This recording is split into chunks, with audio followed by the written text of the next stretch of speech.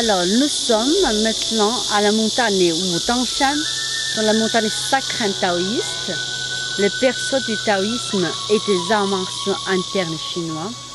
Donc, cette montagne, d'abord comme toute la montagne sacrée taoïste, qui a une histoire, et puis spécifiquement la nature, et puis cette recherche de taoïsme, de l'unité entre la nature et l'être.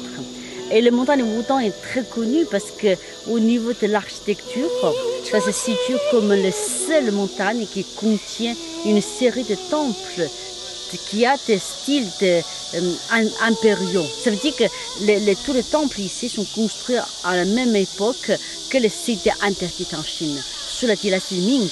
Donc tous les temples qui prennent vraiment un style très très particulier par les couleurs, par les formes, par les structures magnifiques. Qu'on voit l'importance de cette montagne à l'époque sous l'influence impériale. Aussi pour donner aussi l'importance du taoïsme et de la pratique corporelle aussi à l'époque en Chine.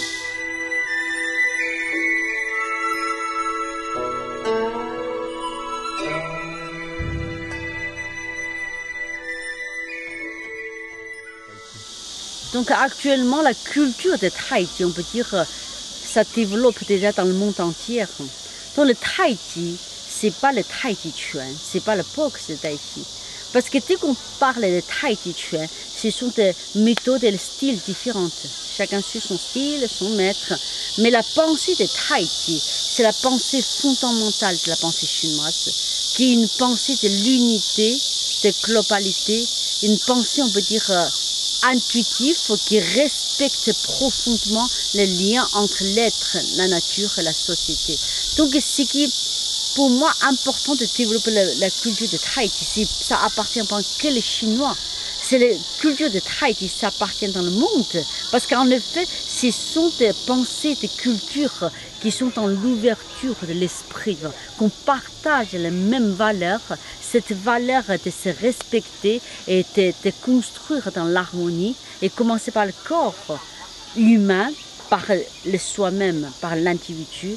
Après, c'est un chemin de l'individu vers son entourage, vers la nature, vers les autres, vers toute la société, y compris. Donc bien sûr, le taoïsme insiste plus sur la relation entre l'être et la nature, mais dans lequel il a quand même cette globalité, l'unité de cette globalité.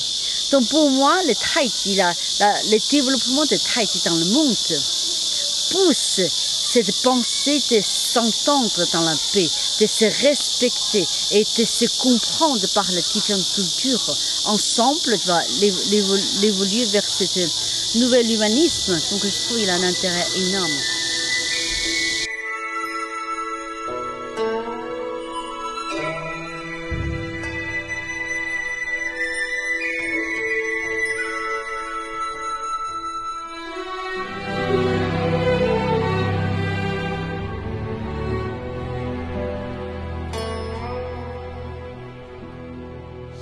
Donc actuellement, le monde, quelle que soit la société, se trouve dans une période assez spéciale. C'est une période que tout finalement devient presque pareil partout, tu vois. C'est matérialisme et puis la consommation, et puis l'argent, et puis aussi les gens aussi se trouvent dans une sorte d'informations surchargées, tu vois, que l'individu a du mal à trouver sa place, tu vois, dans la société. Donc le taoïsme, dès le départ, respecter la nature profonde de chaque être. L'important, c'est de traverser cette voie du calme. Mais la voie du calme, c'est pas le calme tel qu'on définit, c'est une façon de bouger, une façon de vraiment dynamiser sa vie autrement en respectant tous les éléments qui se trouvent autour de sa vie. Donc actuellement, les êtres humains ont besoin forcément première la santé. Le taoïsme nous apprend déjà. Tout au long de l'histoire du taoïsme, ils ont fait une recherche et des résultats extraordinaires sur le corps humain. Je pense que c'est pour la santé. Et la santé dans laquelle, y compris les émotions, le psychisme, dans lequel ça fait partie de la santé, comment tu constitues cet équilibre.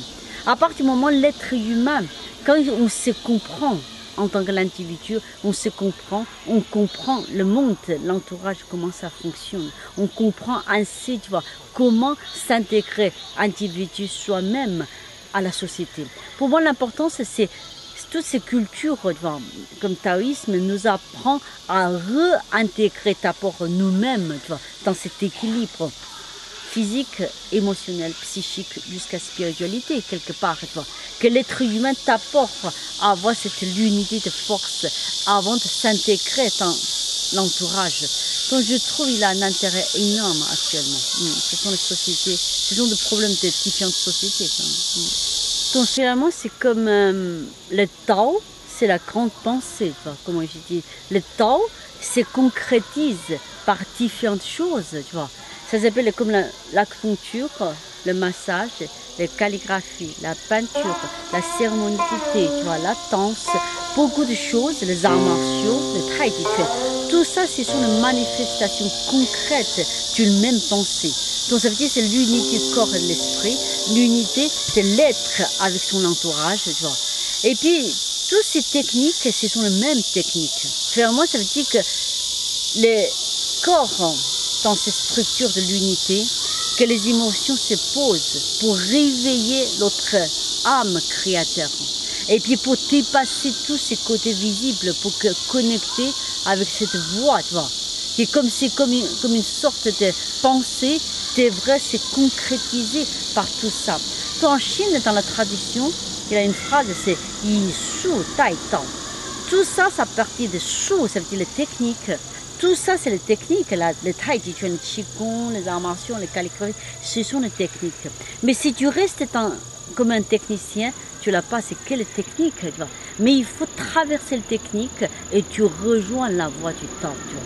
À ce moment-là, ça veut dire que toutes ces pensées, toutes ces informations et tu dois passer par des œuvres. Et les œuvres, c'est juste une l'interprétation, c'est juste une introduction pour connecter avec tout ça.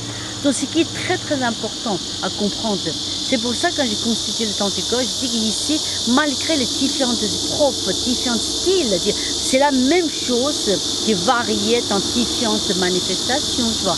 Donc il faut traverser tous ces visibles, voir l'invisible, c'est la pensée, c'est l'esprit, c'était quoi qui nous dirige vers la technique.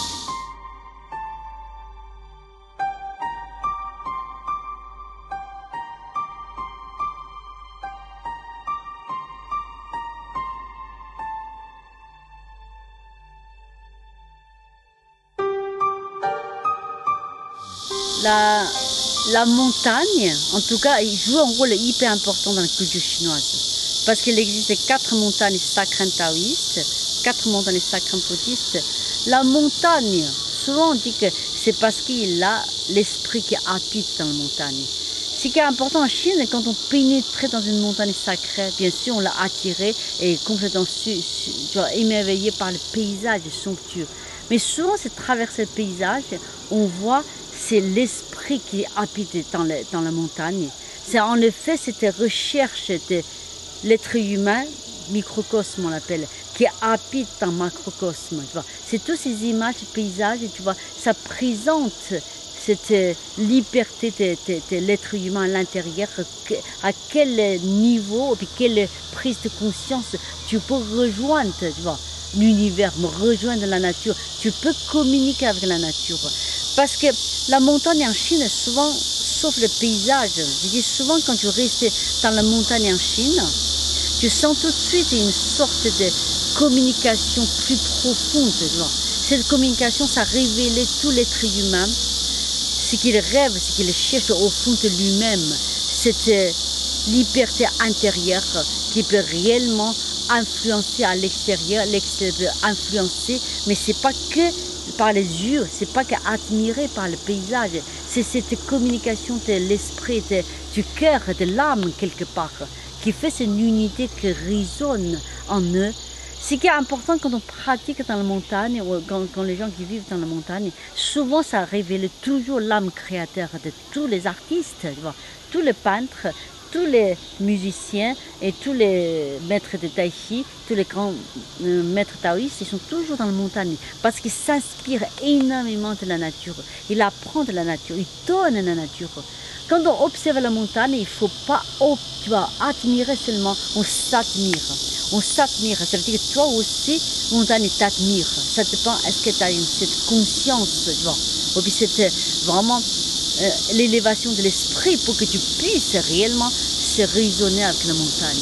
Je pense que ça, c'est la sagesse chinoise orientale qui est profondément ancrée dans la pensée chinoise. La nature, la montagne, le corps humain et tout ce qui est l'élévation de l'esprit là.